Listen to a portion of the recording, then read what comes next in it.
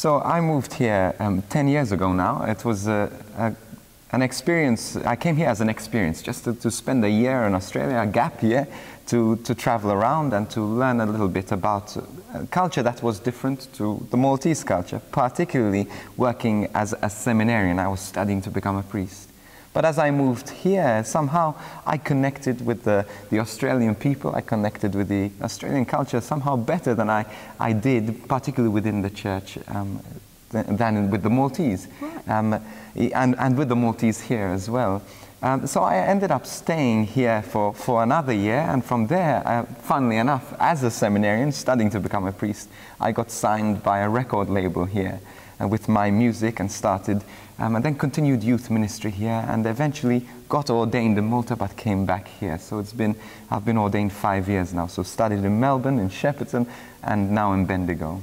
So the vocation came before the music, or the music came before the vocation? Yeah, I think both. Look, I started playing music when I was 17 years old, so music came first, but I got my first sort of recording deal when I was a seminarian, and that was after my best friend Daniel had passed away, and I got to record a song in his memory. And from there it began to sell and became one of Malta's best-selling EPs at the time. And eventually I got signed by a record company in the United Kingdom, and I was in my second year in the seminary. And from there just continued going until I got to sing at World Youth Day, and that changed my whole life, put me on the world stage. It definitely has. Before we go into World Youth Day, it's good for our viewers to know that you are actually based in Bendigo, of all places. Why Bendigo? How did you end up there? I ended up in Bendigo because of Bishop Joe Grech. Bishop Joe is the person who instigated my staying here in Australia, and he, after I was ordained, I decided to go on loan to the Sandhurst Diocese where I worked. So I worked in Shepparton for 5 years and now have just moved to Bendigo. Look, I love the country. I get to travel all the time. I'm on a plane every week. I travel all around the world, and it's so nice to go and to walk into a local supermarket and actually have a conversation with people whom you recognize, as opposed to a big city where you're anonymous all the time. So it's wonderful living in the country. Very similar to being in Malta, really. That's right, that's right. The Maltese blood in me wants the familiarity of people. Yeah. Now, as we're heading into the next World Youth Day, it was the World Youth Day that was held here in Australia, in Sydney, back in, remind me, 2008. And that's the one that propelled you onto the world stage, really, as you said. Right. How was that, and what changes has that brought into your life?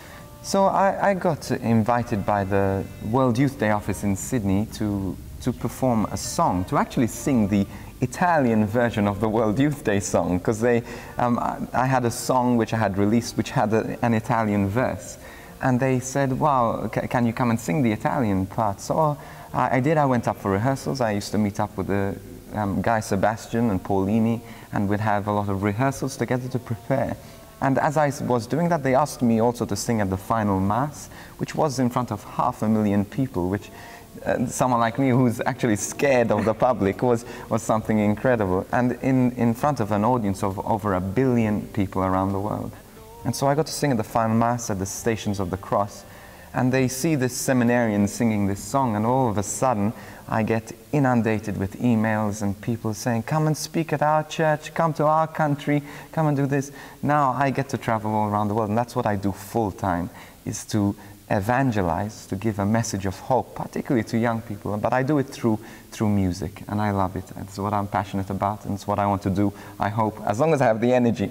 Now, last time we spoke, you mentioned that you were collaborating with the Ministry of Sound. Tell us more about that. So recently I've been working with a company which is a dance company, an EDM, electronic dance music company, so to release an EP, so 3 or 4 songs. So I've released my first song with them, working with George Bachara, DJ G Wizard, his name is, and he's sort of a prominent DJ in the music scene, in the club scene, and I wanted to work with him to give this message of hope to young people through music. You see, a lot of our young people are not necessarily in our churches, but they're in our clubs, they're around partying, and why shouldn't we go out also to give a message of hope in the clubs as well. And they're still loved by God, whether they're in the clubs, they're at the gym, they're in church. God loves them no matter what. And only recently you also added another experience to your musical career, is going on the X Factor. That's right. Although you didn't finish it because you had to pull out. Tell us more about that experience and how was it? I mean, I wasn't in the country back then, but I can only imagine the reaction of the people and the audience when this priest came on stage and started singing. That's something that we're not used to on the X Factor. Particularly in Australia. I think there were two people, and there was a goth dressed in black and with black lipstick and a voodoo doll, and myself. We were the dressed in costume. It was funny because I was wearing my priest's call it, and it's wonderful. Look, I decided to go on to audition for the X Factor because so many young people, after I've sung at school events, and I get to speak to about 80 schools a year, and a lot of schools would say, hey, why don't you go on the X Factor or The Voice? And so the opportunity came, and I did. I got through the audition. I got 4 yeses from the judges, got through, went through boot camp. But as I was going through, I just realized, look, all the people around me have this desire to be more, to be famous, to have more. And I started to think while I was at boot camp for 2.5 weeks, thinking, wow, I am so happy where I am. I love being a priest. I love doing what I do. I really don't need more attention. I don't need to be on this stage. Even though I like it, there's nothing wrong with it. But at the end of the day, there's already such good work for me to do without this. So I, in the middle of the show, decided to leave. No one made me leave. I decided to leave the show. And since then, yes, also it has, because they aired the programs, and it has again impacted, reached to particularly young people who wouldn't necessarily know about the things that I'm doing. Talking about the things that you're doing, tell us more what you're doing right now. You've got quite a few albums. I have 6 albums which I've recorded, and also I'm working in youth ministry. I get to travel. I minister to about 200,000 young people every single year, traveling and speaking at schools, youth conferences. So that keeps me busy. But at the moment I'm working on a YouTube series, like a television series, teaching series, 4-minute clips on YouTube. And also I'm writing a book, so I'm working with an American publishing company to release a book, hopefully by the end of next year. So and the book is about?